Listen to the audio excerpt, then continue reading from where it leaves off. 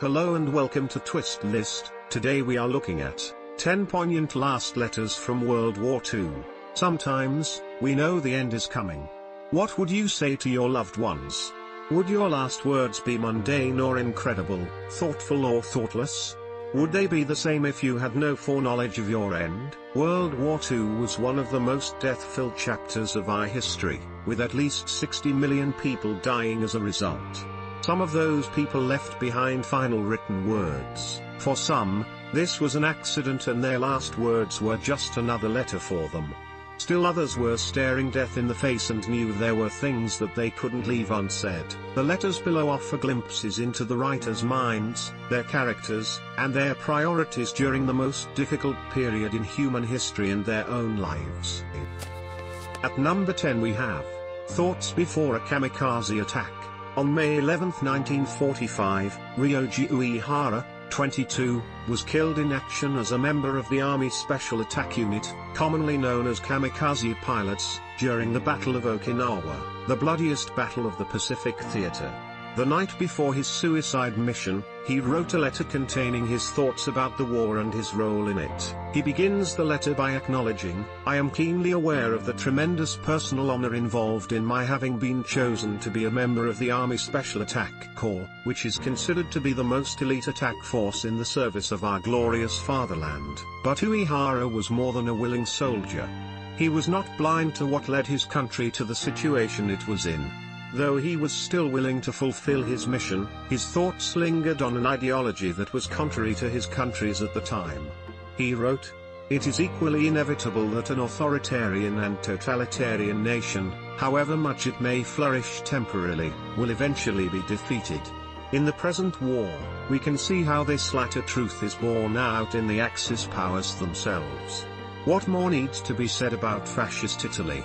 Nazi Germany, too, has already been defeated, and we see that all the authoritarian nations are now falling down one by one, exactly like buildings with faulty foundations. All these developments only serve to reveal all over again the universality of the truth that history has so often proven in the past: men's great love of liberty will live on into the future and into eternity itself."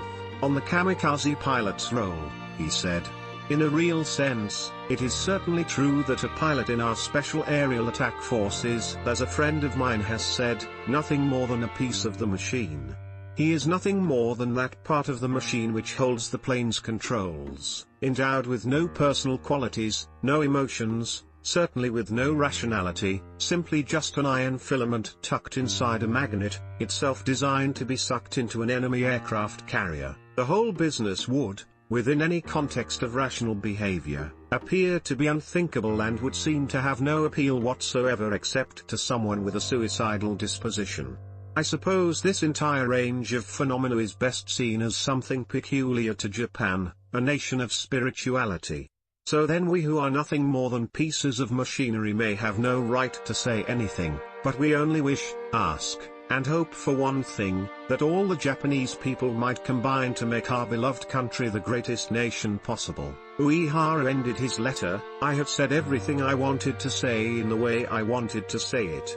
Please accept my apologies for any breach of etiquette." Well, then.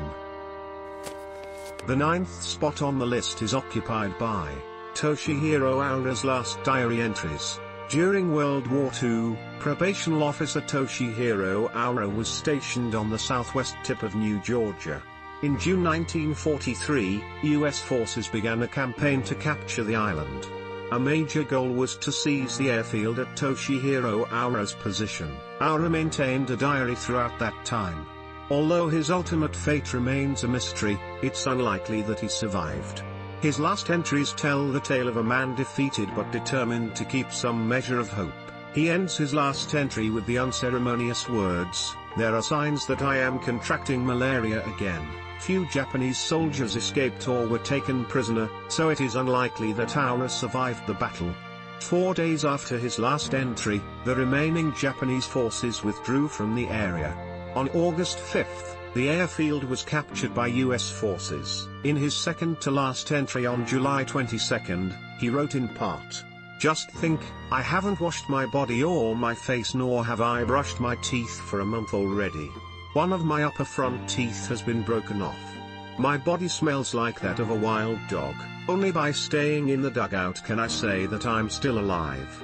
The drum in front of the dugout is full of holes. A piece of shrapnel hit my back, and I thought I was finished. Mysteriously, there were no deaths. We had to do away with a standing guard. We're just leaving everything open to the enemy. Oh, friendly forces, please come to our aid. Show them the might of the Japanese army. His last entry on July 23 revealed his bitterness over the war's outcome and his thoughts on his own death. Battle situation, nothing aside from annihilation. No cooperation from the Navy. If I were to compare the complete cooperation of the enemy, it would be like the war of a child with an adult. Our mountain artillery positions were knocked to pieces by enemy tanks. We are encircled, so they say, and about to be overrun. Consequently, all we can do is to guard our present positions. What in the world could our forces at Rabaul or the staff of Imperial Headquarters be doing? Where have our air forces and battleships gone? Are we to lose? Why don't they start operations? We are positively fighting to win, but we have no weapons. We stand with rifles and bayonets to meet the enemy's aircraft, battleships, and medium artillery. To be told we must win is absolutely beyond reason. If we, as well as the enemy, were to fight to the end with all available weapons, then I would be willing to give up, whether we win, lose, be injured, or be killed. But in a war like this, where we are like a baby's neck in the hands of an adult, even if I die, it will be a hateful death. How regretful. My most regretful thought is my grudge toward the forces in the rear and my increasing hatred toward the operational staff. In the rear, they think that it is all for the benefit of our country. In short, as present conditions are, it is a defeat. However, a Japanese officer will always believe, until the very last, that there will be movements of our air and naval forces. Number 8 on our list is Private Harry Schiraldi's last words home. Harry Schiraldi served as a medic in the 116th Infantry Regiment, 29th Infantry Division during the Normandy landings. He sent this letter to his mother before the battle, detailing some of his everyday activities and reassuring his mother that he didn't neglect his faith or his love for her. Dear Ma, just a few lines tonight to let you know that I'm fine and hope everybody at home is in the best of health. I just finished playing baseball and took a nice shower and now I feel very nice. Hope everything is going alright at home, and don't forget, if you ever need money, you could cash my war bonds anything, sick, you want to. This afternoon, I went to church and I received Holy Communion again today. Getting holy, ain't I? Well, Ma, that's all I got to say tonight, so I'll close with my love to all and hope to hear from you very soon. Take care of yourself. One of your loving sons. Harry Schiraldi was killed by enemy gunfire the morning of the Normandy landings. He is buried now in the Calvary Cemetery in New York. At number 7 we have Michael Andrew Scott's letter to his father. Michael Andrew Scott was one of 8 children. When the war began, he was employed as a teacher. But he enlisted and eventually served with the Bomber Command's 110 Squadron.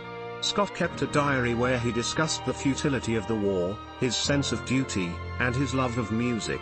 He also wrote a letter to his father for delivery in the event of his death. Dear Daddy, as this letter will only be used after my death, it may seem a somewhat macabre document, but I do not want you to look on it in that way.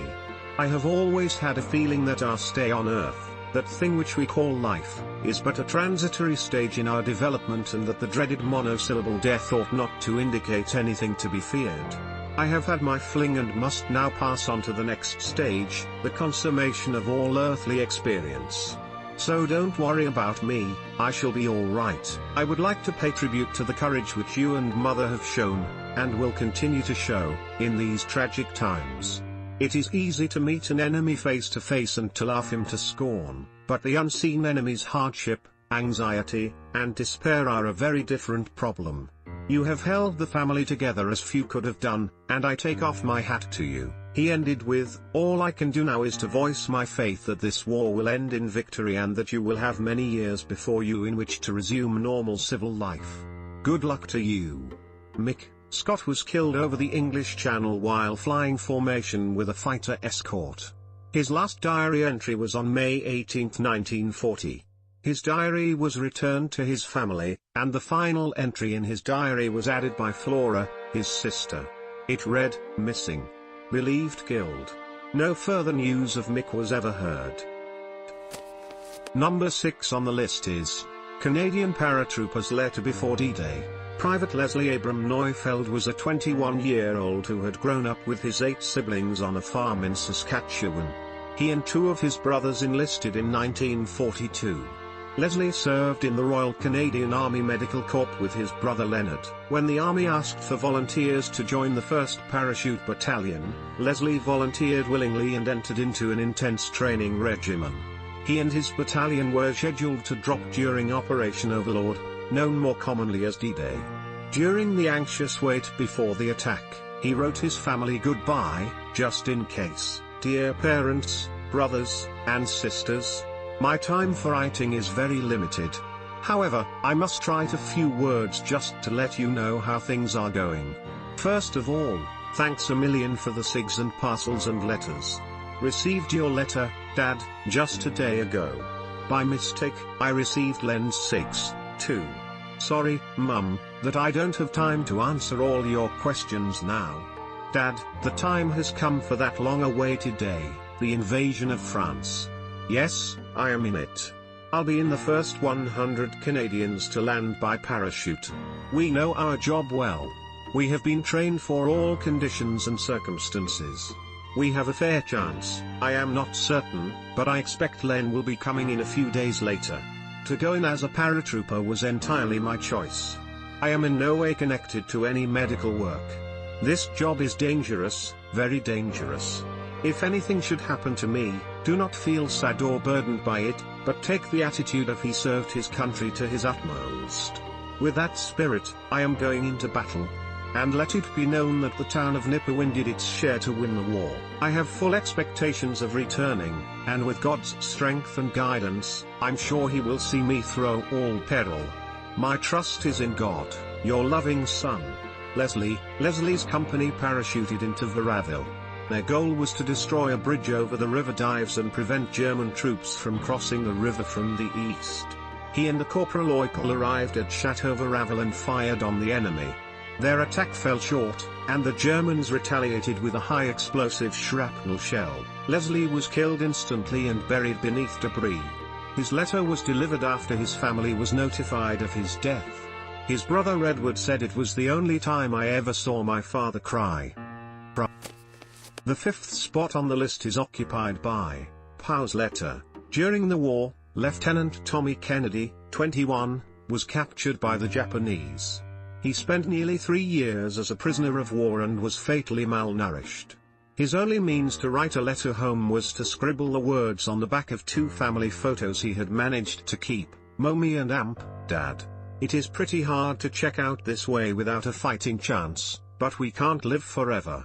I'm not afraid to die, I just hate the thought of not seeing you again. Buy Turkey Ranch with my money, and just think of me often while you're there. Make liberal donations to both sisters. See that Gary has a new car his first year in high school. I am sending Walt's medals to his mother. He gave them to me September 42 last time I saw him and Amp, Bud. They went to Japan. I guess you can tell Patty that fate just didn't want us to be together. Hold a nice service for me in Xfield and Amp, put headstone in New Cemetery. Take care of my nieces and Amp, nephews. Don't let them ever want anything as I want even warmth or water now. Loving and Amp, waiting for you in the world beyond. Your son, Lieutenant Tommy Kennedy. His letter survived him and was passed from one POW to another until it was able to be mailed. His parents received his goodbye some 4 years after he had originally been deployed to the Pacific. Number 4 on the list is an unknown Holocaust victim's letters. These letters were found in the city of Tarnopol, which was home to 18,000 Jews before the war. Only 150 survived. Who this woman was or how she eventually met her end is unknown. All that remains are these 2 letters. Tarnopol, the 7th of April 1943. Do you think we want to end this way, die this way? No. No. Despite all these experiences, the urge for self-preservation has now often become greater, the will to live stronger, the closer death is. It is beyond comprehension. Before I leave this world, I want to leave behind a few lines to you, my loved ones. When this letter reaches you one day, I myself will no longer be there, nor will any of us. Our end is drawing near. One feels it, one knows it. Just like the innocent, defenseless Jews already executed, we are all condemned to death. In the very near future, it will be our turn, as the small remainder left over from the mass murders. There is no way for us to escape this horrible, ghastly death. At the very beginning, in June 1941, some 5,000 men were killed, among them my husband. After 6 weeks, following a 5-day search between the corpses, I found his body. Since that day, life has ceased for me. Not even in my girlish dreams could I once have wished for a better and more faithful companion. I was only granted 2 years and 2 months of happiness. And now, tired from so much searching among the bodies, one was glad to have found his as well. Are there words in which to express these torments? Tarnopol, the 26th of April 1943. I am still alive, and I want to describe to you what happened from the 7th to this day. Now then, it is told that everyone's turn comes up next. Galicia should be totally rid of Jews. After all, the ghetto is to be liquidated by the 1st of May. During the last days, thousands have been shot. Meeting point was in our camp. Here the human victims are selected. In Petrichau, it looks like this: before the grave, one is stripped naked, then forced to kneel down and wait for the shot. The victims stand in line and await their turn. Moreover, they have to sort the first, the executed, in their graves so that the space is used well and order prevails. The entire procedure does not take long. In half an hour, the clothes of the executed return to the camp. After the actions, the Jewish council received a bill for 30,000 zloty to pay for used bullets. Why can we not cry? Why can we not defend ourselves? How can one see so much innocent blood flow and say nothing, do nothing, and await the same death oneself? We are compelled to go under so miserably, so pitilessly. At the third place we have, letter from Jehovah's Witness before the guillotine. Gerhard Steinecker became one of Jehovah's Witnesses when he was only 17.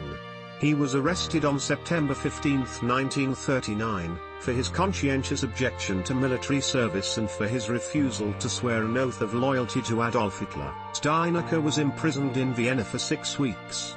Then he was transferred to Berlin, charged with subverting the war effort, and sentenced to death by the Reich military court. Hours before his execution, Steinecker was allowed to write a letter to his family, though 3 lines were censored by his Nazi captors. Dear Mother and Father, well, there is no point in saying much. I was informed 2 hours ago, at 7 p.m., that I am to be executed tomorrow at 5:50 a.m. The moment has arrived. Lord, give me strength. Yes, the spirit is willing, but the flesh is weak. I am sitting here in a cell, it's about 1 a.m. 2 other men are in here with me, time is rushing by, I am writing this letter in stages as things come to mind. It's cold outside, snowing again. May the Lord give you strength. I want to work, and I've promised both orally and in writing that I will work ambitiously and be completely content. However, I just can't shoot and everything revolves around this one point. Now, let the Lord's will take place, what is to happen cannot be stopped. Be strong, do not let this weaken you, but let it bring you closer together, do not give up. I am still a child, and I can only stand if the Lord grants me the strength, and I ask Him to.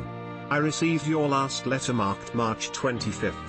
The 25th, the last greetings from you. Now it's around 3:30 a.m.